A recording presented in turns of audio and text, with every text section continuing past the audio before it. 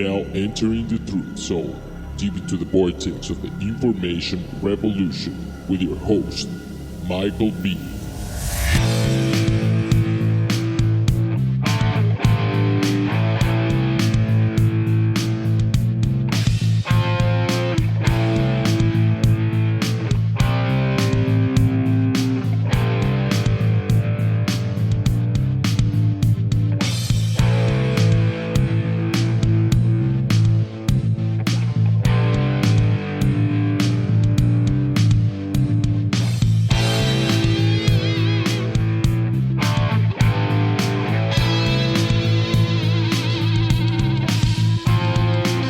I am your host, Michael B., and this is the Truth Zone, deep within the vortex of the information revolution, and we are live. So, yesterday on Facebook, I was challenged to prove that climate change is a complete and utter fraud.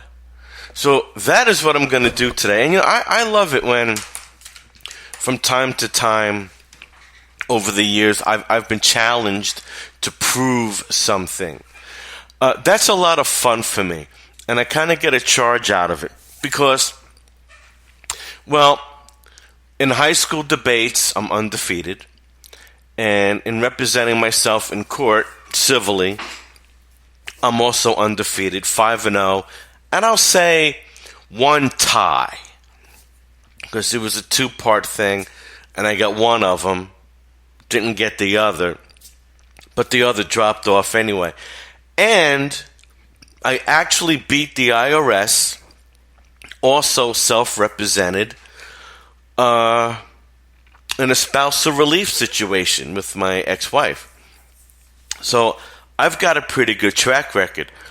Also, I settled for, and I cannot say who because it's part of the agreement, I also settled a wrongful termination claim back in 2008 where I was awarded $20,000, and again I represented myself. So this is kind of fun for me. So as I presented the 5-part series, and no, this will be handled just today, the 5-part series proving that the religion known as Islam is a satanic cult, I used a lawyerly approach to the topic, and I'm going to do that here. So I'm going to present several pieces of evidence, and at the end of the show, I am confident that everyone within the sound of my voice, and excuse me for the sip of coffee, will agree with me that the global warming, climate change, carbon footprint crap is a complete fraud.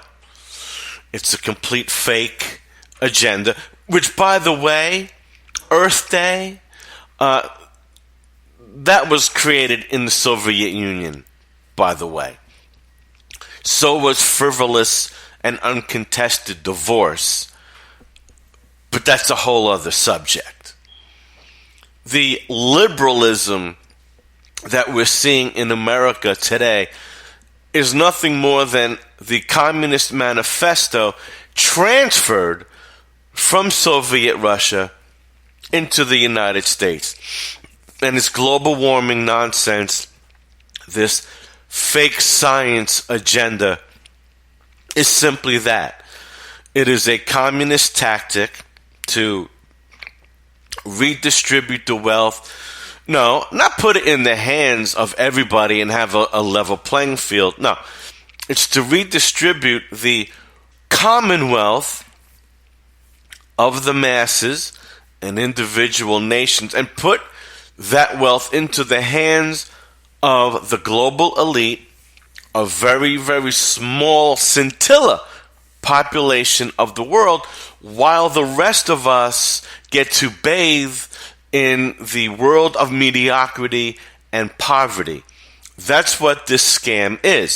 So I'm going to open up with Exhibit A, and I'm going to talk about two people that are some of the biggest advocates of this global warming agenda, and these advocates of we the people have to lower our carbon footprint. And I'm going to have a special guest that I'm going to put on the witness stand today, and that's the former commander-in-chief, the former president, Barack Hussein Obama, that will give us a very interesting statement about the ramifications that the planet could suffer should Africa ever modernize and come into the 21st century. So I'll be putting Barack Obama on the stand later on in the show. So let's start off with Leonardo DiCaprio. This is back in 2016, but of course, I talked about him the other day. I think was it Friday or yesterday? I think it was Friday, when Trump pulled out of the Paris climate, and I'm going to get into that too, how DiCaprio was absolutely gobsmacked, as that's a British term for my friends in Britain, and how the world suffered a setback. Well, let's talk about Leonardo DiCaprio. He likes to use the platform of his Oscar success to lecture tens of millions of viewers about global warming, but the actor failed to mention that he routinely uses a CO2 belching private jet to travel between LA and New York. After receiving his award for Best Actor last year, DiCaprio launched into a rant about man-made climate change. Climate change is real, he said. It is happening now. It is the most urgent threat affecting our species. We need to work together and stop procrastinating. The Revenant star, I guess that's the name of a movie that he did, went on to assert that global warming was the most urgent threat and that it's even affected the making of the movie for which he won the Oscar. Quote, our population needed to move to the southern tip of this planet just to find snow, he said, claiming 2015 was the hottest year on record. However, DiCaprio's passion for protecting the planet doesn't even extend to his own travel habits, and I've been remiss. This is coming from Infowars.com. Of course, the creator Alex Jones, which you can watch his show on the internet, Infowars.com/show, 11 a.m. to 3 p.m. Central Time, Monday through Friday, and again on Sundays 4 to 6 p.m. Central. And we have PrisonPlanet.com, I believe, at 7 p.m. Central Time as well. While lecturing everyone else about their impact on Earth, that's you and me, folks, our impact, DiCaprio routinely flies between New York and LA in a carbon dioxide spewing private jet. After the Sony email leak, it was revealed that Wolf of Wall Street actor took 6 private round-trip private jet flights in the space of just 6 weeks between April and May of 2014.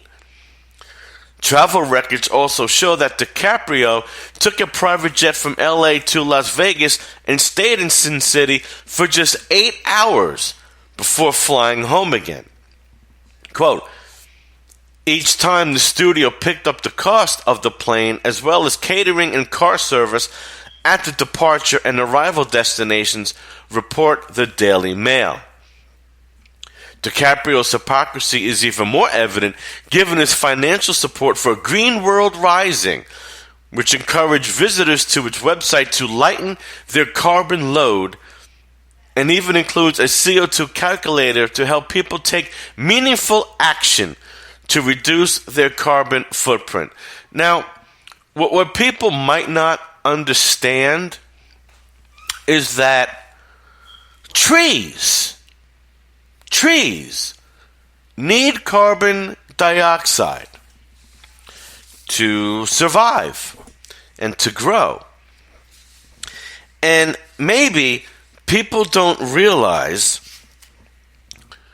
that without CO2, trees don't make oxygen, and without oxygen, mammals don't live. Matter of fact, all land animals don't live. So, if any of you have ever heard of Agenda 21 and sustainable development, and if you really looked into it, you would realize that it is a plot to reduce the population.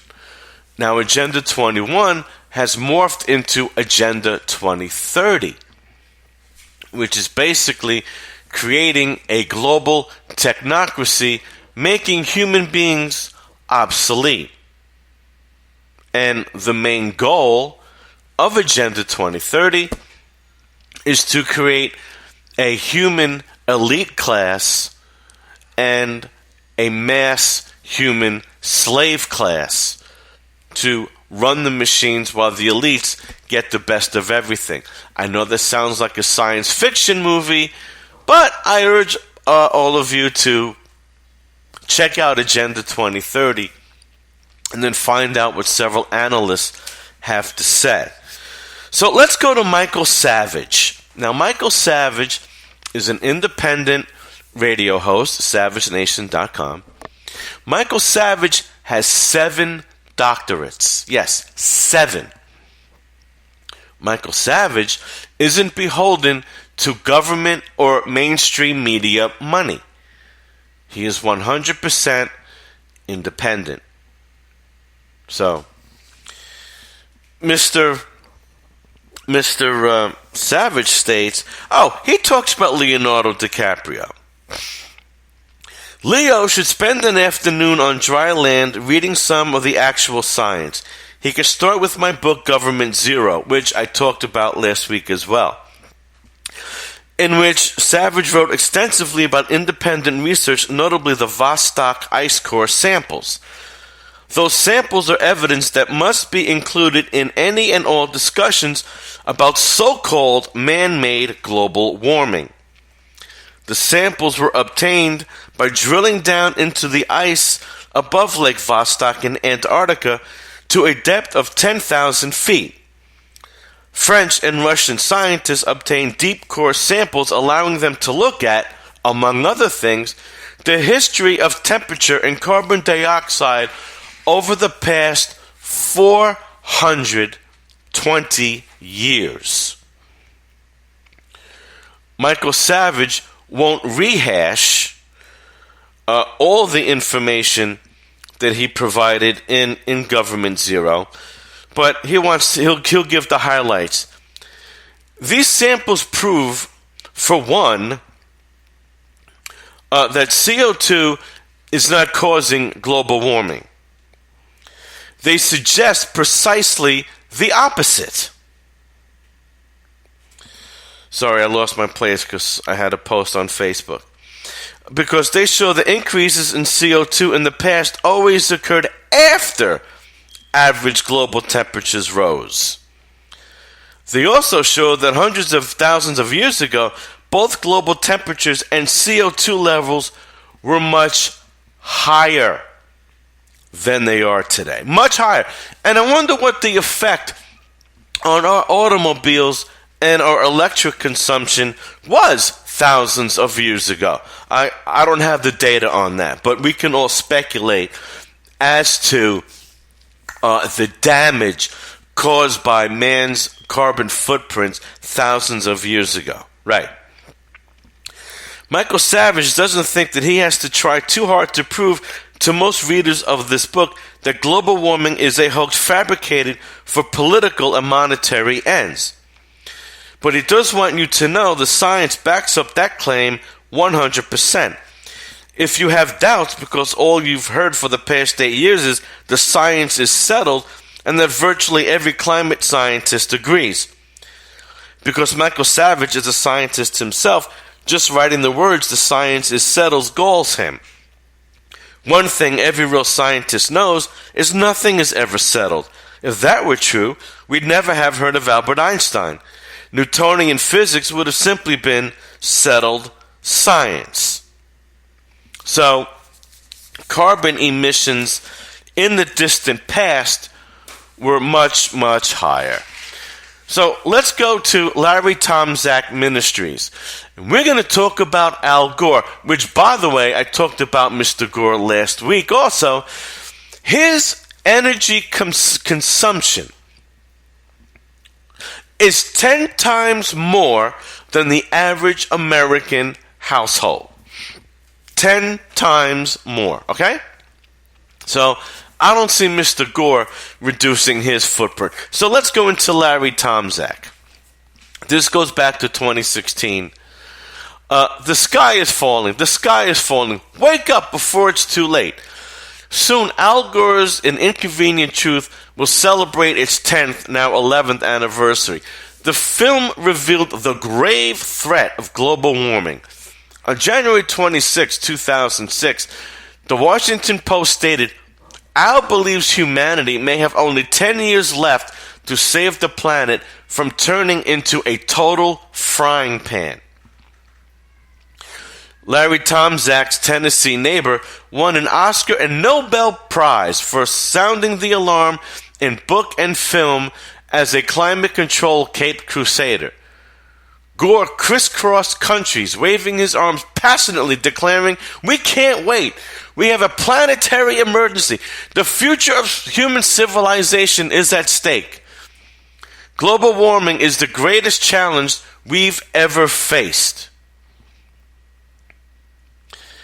In an article highlighting his tireless service for humanity, the Washington Post labeled him the world's most renowned crusader on climate change. Wow! And remember, he almost became president of the United States if it weren't for a few hanging chads that didn't go to his column. President Obama subsequently picked up the crisis, telling world leaders that climate change, not Islamic terrorism, or skyrocketing unsustainable debt is the number one issue facing us today. At a recent Global Paris Summit, he pushed this agenda with urgency. The cost of his United Nations Global Warming Treaty came in at $12.1 trillion or $484 billion yearly, according to Bloomberg, and we're going to get into those stats later on.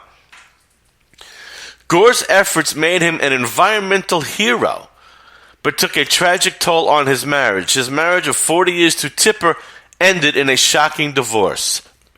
Today, 68-year-old Gore alternates residence in two gorgeous, spacious homes in Nashville and California. Leaving his office with assets of $2 million, Gore now has wealth estimated at over $100 million. Al's movie cost $1 million and brought in $50 million. He hauls in at least $100,000 in speaking fees and is tied to at least 14 green tech firms, sits strategically on certain boards, plus benefits from Obama grants. Oh, wow. We call that crony capitalism in these parts. And millions in tax breaks. Oh, I bet. He's on his way to becoming what one congressional leader called our first carbon billionaire. Right. Well, we get levied carbon taxes. Are you members of the jury? Because that's who you are. You, the audience, are the jury. I'm just a prosecutor, okay? So, here's the deal. Masses of people are misinformed or misled on issues such as physician-assisted suicide, marijuana legalization, unrestricted abortion, wholesale immigration, socialism, a war on women, free entitlements, and pandemic Wall Street fraud. Similarly, people are manipulated and deceived regarding dire climate change global warming reports. The hysteria and apocalyptic fear-mongering reminds many of the 1970 Earth Day predictions that fizzled like a firecracker. End of civilization, 15 to 30 years. We're still here, folks. 100 to 200 million deaths to starvation yearly for 10 years. Nope. A new ice age by 2000. Nope. The good news is that many people are wising up. Yes, we are, hence the Donald Trump presidency. Because of long-standing behavior that is suspect to say the least, multitudes view as con artist millionaires like Gore, Michael Moore, the Clintons, and others who prey on the gullible and get rich off causes, advance their fame, and live lavish lifestyles off the backs of the unsuspecting. Hillary told us they were almost broke leaving the White House, and when she was on Time Magazine's cover saying, "I know what it's like to be knocked down," all the while she and her husband have amassed over $120 million in speaking fees. And I'm not even going to get into the the Clinton Foundation due to time constraints. A January YouGov poll of 17 countries found that 91% of Americans are not concerned about global warming. The number one concern, global terrorism. And it should be. Patrick Moore, the legendary past president of Greenpeace, says, "There's no definitive proof of through real-world observation that carbon dioxide is responsible for any of the slight warming of global climate which has occurred during the past 300 years. Right. Because as Michael Savage pointed out, CO2 emissions has nothing to do with global warming.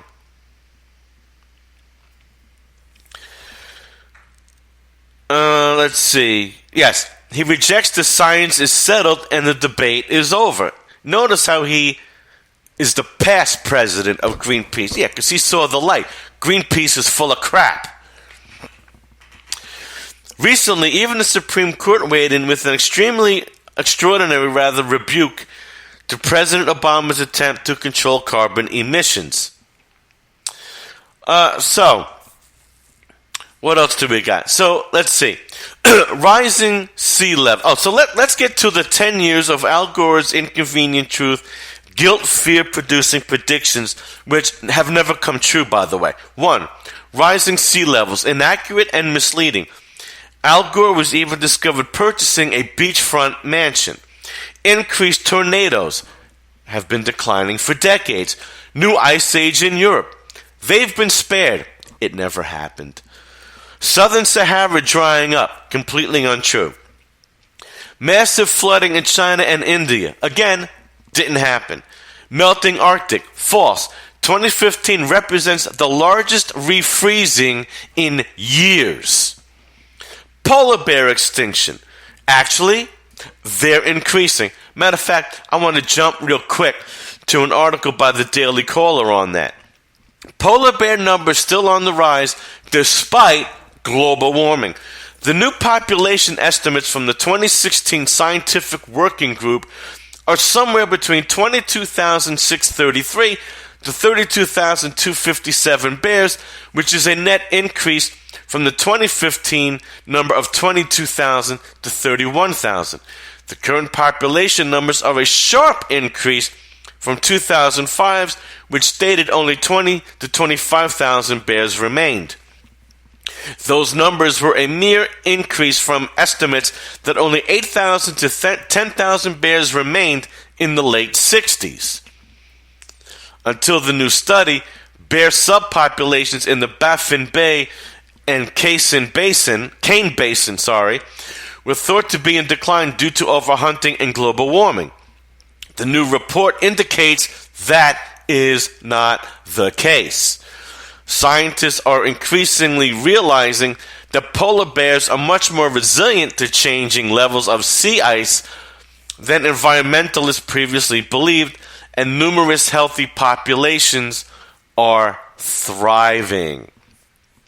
So let's go back to Al Gore. So, temperature increases due to CO2, no significant rising over 18 years. Katrina, a foreshadow of the future. False. Past 10 years, no F3 hurricanes, longest drought in hurricanes ever. So it's just not the case, folks. The Earth would be in a true planetary emergency within a decade unless drastic action taken to reduce greenhouse gases. It never happened. A while back, the Washington Post stated in an expose that Al Gore has thrived as a green tech investor. Coincidental? Let's find out. Was it also coincidental that at the recent climate summit in Paris, there was a red carpet, and this is 2016, and I'm going to jump after this to what Donald Trump saved us from, which another Facebook friend of mine gave me, and I'm going to roll off those stats. So there was a red carpet debut of a dynamic film called Climate Hustle just down the street. The groundbreaking film exposing the junk science of global warming will be seen on Capitol Hill in theaters, then on DVD soon. So you can check that out at climatehustle.org. Another excellent and humorous documentary that Mr. Tom Zek enjoyed on this topic is An Inconsistent Truth by talk show host Phil Valentine of Nashville. It's fascinating when Phil goes to Al's gated home. Check it out on YouTube for a hearty laugh. Reverend Dr. Martin Luther King Jr. told us, "Darkness cannot drive out darkness, only light can." It's films like the above and videos like those being seen at bullseyechallenge.com along with the Bullseye book that are dispelling darkness by truth that's only inconvenient to those refusing to listen. So, I want to jump into what Donald Trump saved us from this fake, phony Paris Climate Accord that finally we have a real legitimate president that pulled us out. Should we have stayed into the Paris Climate Agreement, the United States would lose 6 million industrial jobs, including 3.1 million manufactured jobs by 2025. Cost to the U.S. economy, $3 trillion in lower gross domestic product. Household income would drop, on average, by $7,000 or more. The agreement imposed no meaningful obligation to the world's leading polluters. And I'm going to get into who they are in moments away. Even if all members met all of their commitments, the impact would be negligible. Somewhere between 0.02%, which China could wipe out with just 14 days of emissions. This agreement keeps us from becoming energy independent. Us, meaning the United States. Energy costs would rise by up to 20% for Americans. Obama bypassed Congress to sign this agreement, which is unconstitutional on its face. Let's see. China is able to increase emissions for the next 13 years. And I'm going to get into where they fall into the Environmental Performance Index. China will be allowed to build hundreds of additional coal plants. India's participation is contingent upon receiving billions of dollars from developing countries. India will be allowed to double its coal production, but we have to get rid of ours. And again, I'm going to point out where China, the United States, China, and India, where they fall on the Environmental Performance Index. That's coming soon. Europe is allowed to continue to build coal plants. The agreement doesn't eliminate coal jobs. It just transfers them to foreign countries. That's the redistribution of wealth that I talked about moments ago. This agreement was not about climate. It was about gaining financial advantage over the United States.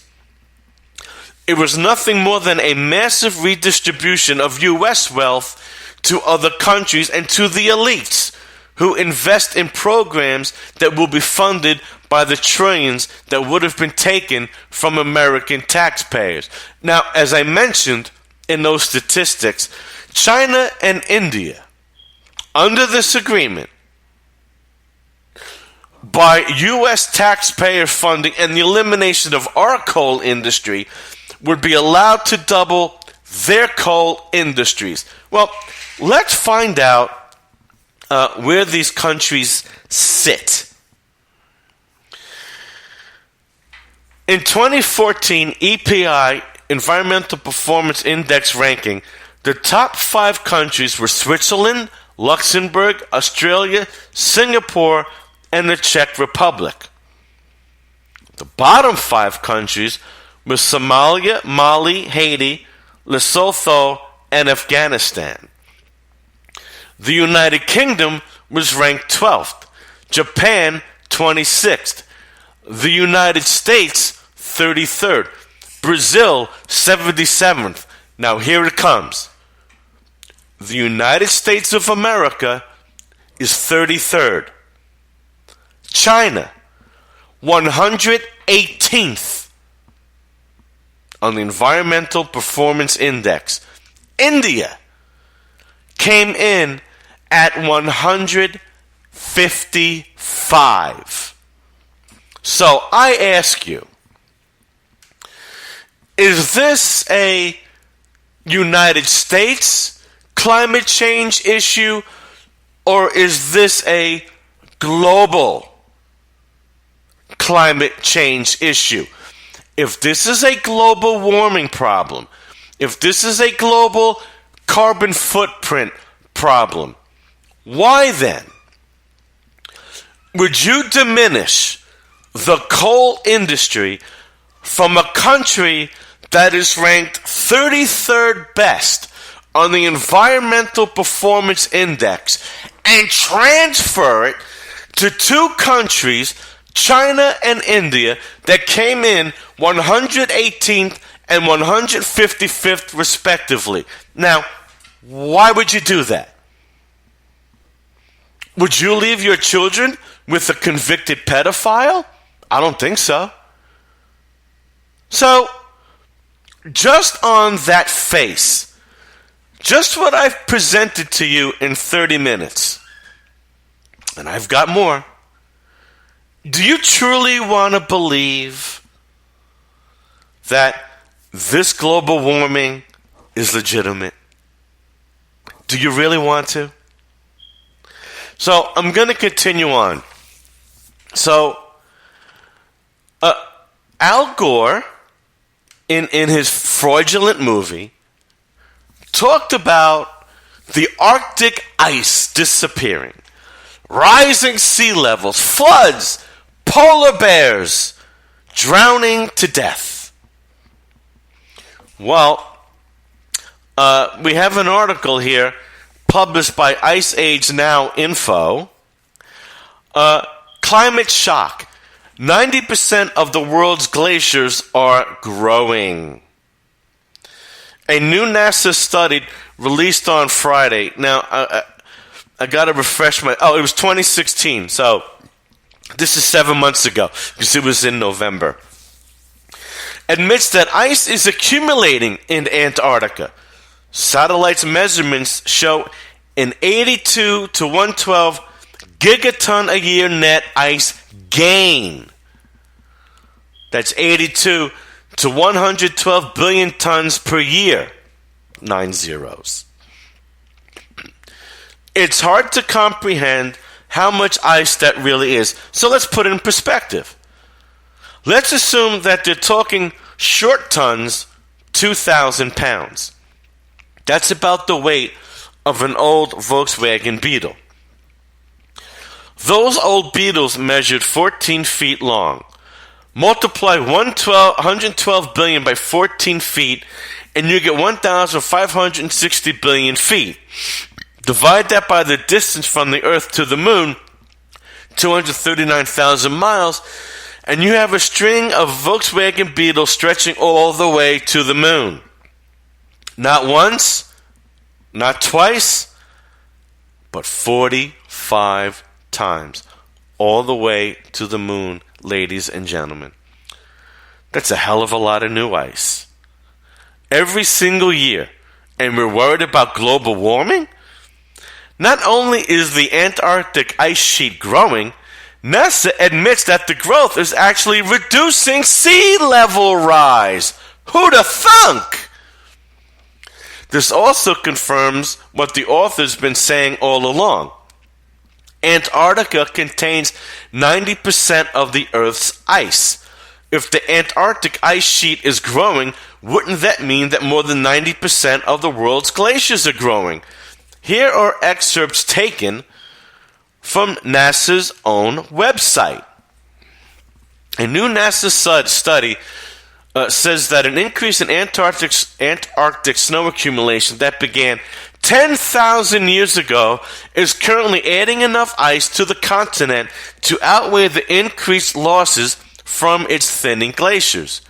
The research challenges the conclusions of other studies, including the Intergovernmental Panel on Climate Change's IPCC 2013 report, which says that Antarctica is overall losing land ice. False! According to the new analysis of satellite data, the Antarctic ice sheet showed a net gain, again, of 120 billion tons of ice a year from 1992 to 2001. That net gain slowed to 82 billion tons of ice per year between 2003 and 2008. Still gaining, though, isn't it? Quote, "We're essentially in agreement with other studies that show an increase in ice discharge in the Antarctic Peninsula and the Thwaites and Pine Island region of West Antarctica," says Jay Zwally, a glaciologist with NASA Goddard Space Flight Center in Greenbelt, Maryland, and lead author of the study, which was published on October 3rd of 2016 in the Journal of Glaciology. Our main disagreement is for East Antarctica and the interior of West Antarctica. Thus, we see an ice gain that exceeds the losses in other areas. Well, the Earth is ever-changing, isn't it? You have ebb and flow. Ever heard of that? I have. Zwally added that his team measured small height changes over large areas as well as the large changes observed over smaller areas.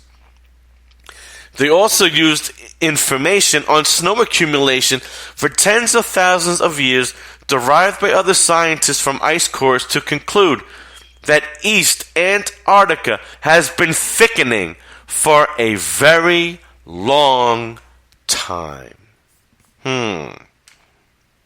So much for that. Now I want to call into another piece of evidence. Scientific emails that have been uncovered to show that scientists faked data. Faked data, ladies and gentlemen.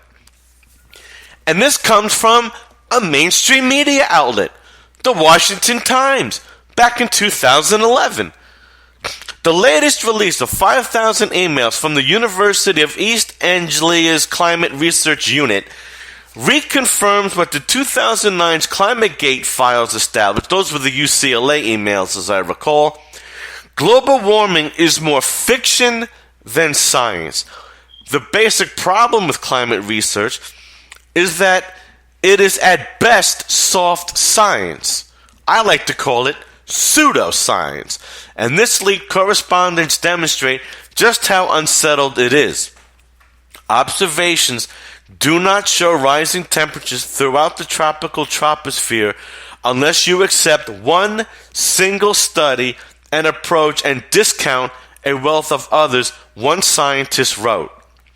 This is just downright dangerous. We need to communicate the uncertainty and be honest. Nonsense, another concluded. The trick may be to decide on the main message and use that to guide what's included and what is left out. But what if the whole warming phenomenon is mainly a multi-decadal natural fluctuation. Oh my! One scientist muses, quote, "They'll kill us probably." The fact that different climate studies reach widely different conclusions is not surprising.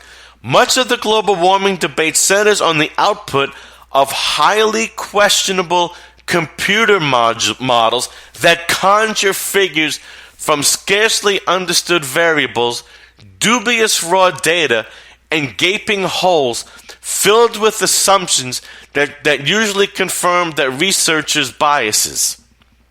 Yeah, most likely scientists that are federally funded through grants to push this phony agenda. No wonder that even as reliable temperature measurements show global temperatures have flatlined or been falling for the past decade, claims of imminent catastrophe have grown more shrill.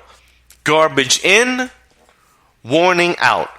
None of this would matter outside the halls of academia, except that this field's activists have spent years lobbying governments to reorganize whole economies. Yeah, that's the global distribution of wealth. And let's diminish the coal industry in a country ranked 33rd and hand it over to 118 and 155 respectively. That's brilliant. Those who disagreed with the warmist agenda were systematically excluded from high-level documents like the now discredited 2007 report by the United Nations Intergovernmental Panel on Climate Change. This and other evidence have been seized by popularizers like former Vice President Al Gore to foist distorted doomsday scenarios on innocent schoolchildren, panicky liberals, and other credulous people. Warmists dismiss the leaked emails or complain I love this. This is the liberals' favorite expression, taken out of context. Not so. Collectively, the emails provide evidence of various crimes against the scientific method, such as concealed or destroyed source data. Destroyed data? Like when Hillary destroyed her email private servers and cell phones. Right. Selective measurement, predetermined conclusions, hidden funding sources, and bowing to government influence. They knew they were doing wrong and sought to hide the evidence. Quote, "One way to cover yourself," wrote Professor Phil Jones, head of the CRU, oh, I love this, "would be to delete all emails at the end of the process. Hard to do, as not everybody will remember to do it. Fortunately for science, Mr. Jones, for once, was correct." So, the evidence has shown that scientists under government influence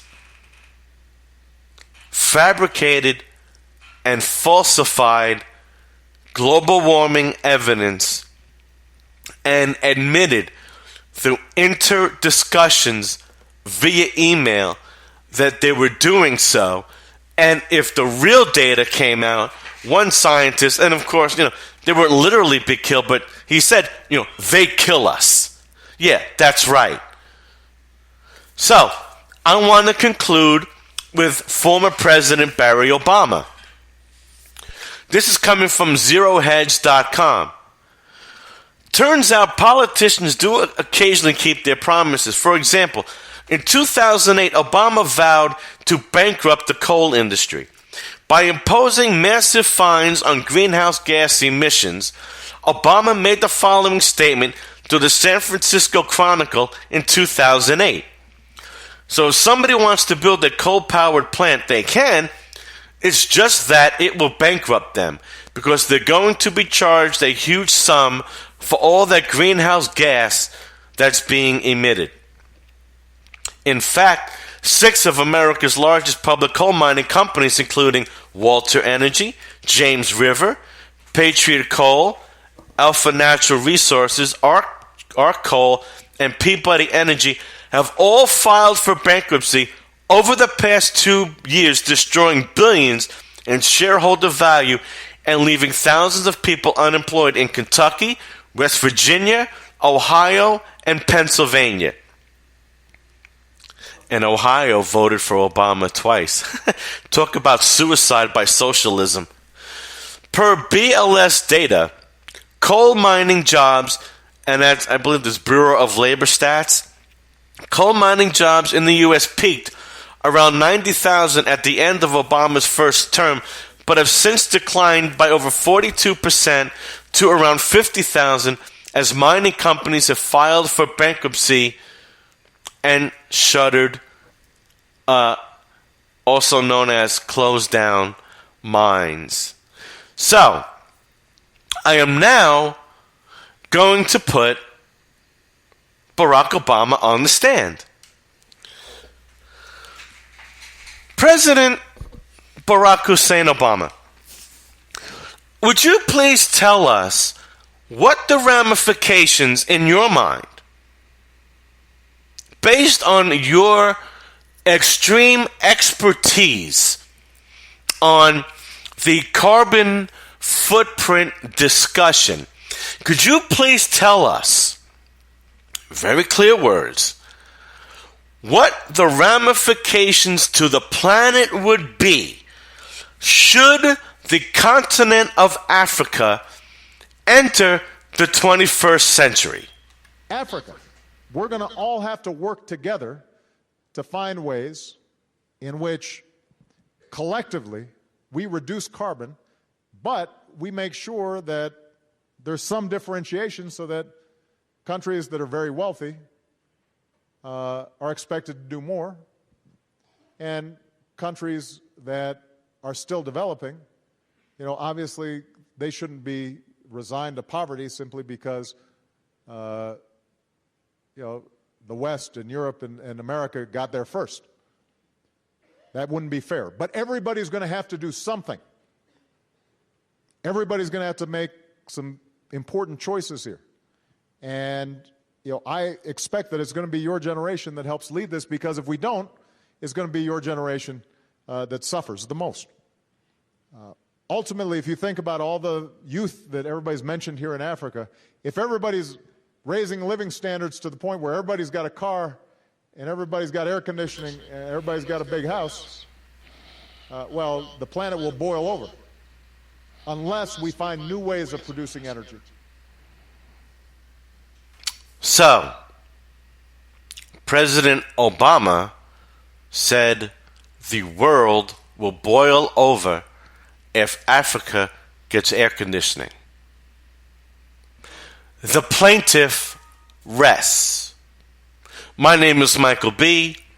This is the Truth Zone, deep within the vortex of the information revolution. See you tomorrow, 10 a.m. Central Time.